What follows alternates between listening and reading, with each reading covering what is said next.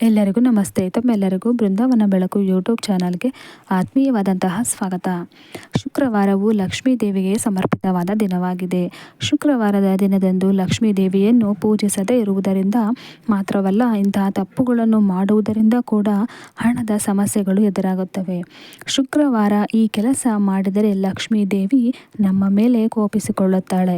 ಹಾಗಾಗಿ ಮರೆತು ಕೂಡ ನೀವು ಇಂತಹ ತಪ್ಪುಗಳನ್ನು ಮಾಡಬೇಡಿ. ಈ ದಿನ ಲಕ್ಷ್ಮೀ ದೇವಿ ಮತ್ತು ಸಂತೋಷಿ ಮಾತಾಳನ್ನು ಪೂಜಿಸುವ ದಿನವಾಗಿದೆ. ಹಾಗಾಗಿ ಈ ದಿನವನ್ನು ಅತ್ಯಂತ ಶುಭ ಅಂತ ಹೇಳಿ ಪರಿಗಣಿಸಲಾಗಿದೆ. ಶುಕ್ರವಾರದ ದಿನದಂದು ನಾವು ಲಕ್ಷ್ಮೀ ದೇವಿಯ ಪೂಜೆಯನ್ನು ಮಾಡುವುದರಿಂದ ನಿಮ್ಮ ಮನೆಯಲ್ಲಿ ಸಂತೋಷ, ಸಂಪತ್ತು ನೆಲೆಯಾಗುತ್ತದೆ ಎನ್ನುವ ನಂಬಿಕೆ ಇದೆ.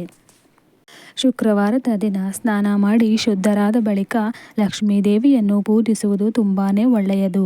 ಆ ದಿನ ಕೆಂಪು ಬಣ್ಣದ ಬಟ್ಟೆಯನ್ನು ಧರಿಸಬೇಕು. ಲಕ್ಷ್ಮೀ ದೇವಿ ಪೂಜೆಯ ಜೊತೆ ತುಳಸಿ ಗಿಡ ಪೂಜಿಸಬೇಕು. ಈ ದಿನ ಕೆಂಪು ಬಣ್ಣದ ಶಾಲು, ಬಳೆಗಳು, ಕುಂಕುಮ, ಹೂವುಗಳು, ಧೂಪ, ದ್ರವ್ಯ ಮತ್ತು ತುಪ್ಪದ ದೀಪ ತುಳಸಿ ಗಿಡಕ್ಕೆ ಅರ್ಪಿಸಬೇಕು. ಬೆಲ್ಲ, ಕಡಲೆ, ಕೀರ್ ಅಥವಾ ಬಿಳಿ ಬಣ್ಣದ ಸಿಹಿ ತಿಂಡಿಗಳನ್ನು ಭೋಗವಾಗಿ ಲಕ್ಷ್ಮೀ ದೇವಿಗೆ ಅರ್ಪಿಸಬೇಕು. ಲಕ್ಷ್ಮೀ ಚಾಲಿಸವನ್ನು ಪಠಿಸಬೇಕು. ಲಕ್ಷ್ಮೀ ದೇವಿಯು ಸ್ವಚ್ಛತೆಯನ್ನು ಯಾವಾಗಲೂ ಇಷ್ಟಪಡುವಂತಹ ದೇವತೆ. ಹಾಗಾಗಿ ಶುಕ್ರವಾರದ ದಿನದಂದು ಲಕ್ಷ್ಮೀ ದೇವಿಯನ್ನು ಪೂಜಿಸುವ ಮೊದಲು ನಿಮ್ಮ ಮನೆಯನ್ನು ಮತ್ತು ಪೂಜೆ ಮಾಡುವ ಸ್ಥಳವನ್ನು ಸಂಪೂರ್ಣವಾಗಿ ಸ್ವಚ್ಛಗೊಳಿಸಬೇಕು. ಜೊತೆಗೆ ಸಂಜೆ ಸಮಯದಲ್ಲಿ ಮನೆಯ ಮುಖ್ಯ ದ್ವಾರದ ಬಳಿ ತುಪ್ಪದ ದೀಪವನ್ನು ಹಚ್ಚಿಡಬೇಕು. ಇದನ್ನು ಅತ್ಯಂತ ಶುಭ ಅಂತ ಹೇಳಲಾಗಿದೆ. ಲಕ್ಷ್ಮೀ ದೇವಿ ಪೂಜಿಸುವ ಸಮಯದಲ್ಲಿ ಕಮಲದ ಹೂಗಳನ್ನು, ತೆಂಗಿನಕಾಯಿ ಮತ್ತು ಬಿಳಿ ಬಣ್ಣದ ಸಿಹಿ ತಿಂಡಿ ಅರ್ಪಿಸಬೇಕು. ಇದು ನಿಮಗೆ ಲಕ್ಷ್ಮೀ ದೇವಿಯ ವಿಶೇಷ ಆಶೀರ್ವಾದವನ್ನು ತಂದುಕೊಡುತ್ತದೆ. ಹಾಗೆ ಈ ದಿನ ಮಾಡುವ ದಾನ ನಿಮಗೆ ಸಾಕಷ್ಟು ಆಹಾರಕ್ಕೆ ಕೊರತೆ ಇಲ್ಲದಂತೆ ಮಾಡುವುದು. ನಿರ್ಗತಿಕರಿಗೆ ದಾನ ಮಾಡಬೇಕು. ಅಕ್ಕಿ ಮತ್ತು ಬಿಳಿ ಬಣ್ಣದ ಸಿಹಿ ತಿಂಡಿ ದಾನ ಮಾಡಬೇಕು. ಇದರಿಂದ ಹಣಕಾಸಿನ ಸಮಸ್ಯೆ ಪರಿಹಾರವಾಗುವುದು. ಮಾನಸಿಕ ಶಾಂತಿ ಸಿಗುತ್ತದೆ.